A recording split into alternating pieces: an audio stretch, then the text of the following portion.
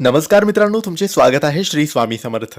मित्रांनो, अधिक महिन्यात रोज या वेळेस व्यंकटेश स्तोत्र वाचल्याने सर्व घरावरील संकटे, घरावरील अडचणी, घरावरील दुःख दूर होतात. या वेळेस हे व्यंकटेश स्तोत्र नक्की वाचा. मित्रांनो, अधिक महिना सुरू झालेला आहे. 17 मे पासून अधिक महिना सुरू झालेला आहे आणि 14 जून पर्यंत हा अधिक महिना असणार आहे.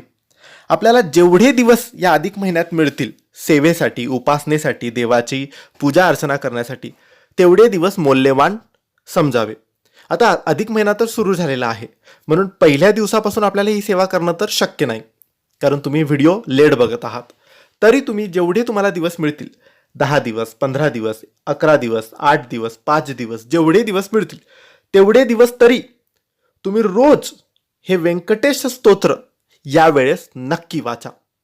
आता अधिक महिना हा पुरुषोत्तम मास म्हणून सुद्धा ओळखला जातो, म्हणजेच हा विष्णूचा महिना म्हणून ओळखला जातो. म्हणून या महिन्यात आपण जेवढी होईल तेवढी विष्णूची सेवा करावी, विष्णूची पूजा अर्चना करावी. आणि जिथे विष्णूची पूजा होते, जिथे विष्णूची पूजा अर्चना होते, तिथे लक्ष्मी नक्की येते.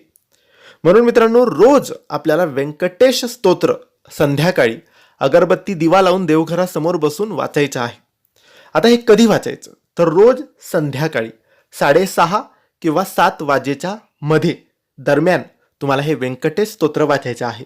याची एक छोटीशी पोथी मिळते, ती तुम्ही घेऊ शकतात, किंवा ऑनलाईन गुगलवर, ॲमेझॉनला सुद्धा ही पोथी मिळते, किंवा PDF फाईल सुद्धा मिळते. गुगलवर तुम्ही फक्त व्यंकटेश स्तोत्र टाकलं तरी तुम्हाला ते मिळेल, तिथून तुम्ही वाचलं तरी चालेल. पण नक्की रोज जेव्हा हा व्हिडिओ बघत आहात, आजपासून, उद्यापासून नक्की सुरू करा. 14 जूनपर्यंत रोज संध्याकाळी 6:30 ते 7 वाजेच्या दरम्यान व्यंकटेश स्तोत्र वाचायला अजिबात तुम्ही विसरू नका. ही माहिती आवडली असेल तर लाईक आणि शेअर करा. काही प्रश्न असतील तर कमेंटद्वारे विचारा. धन्यवाद. श्री स्वामी समर्थ.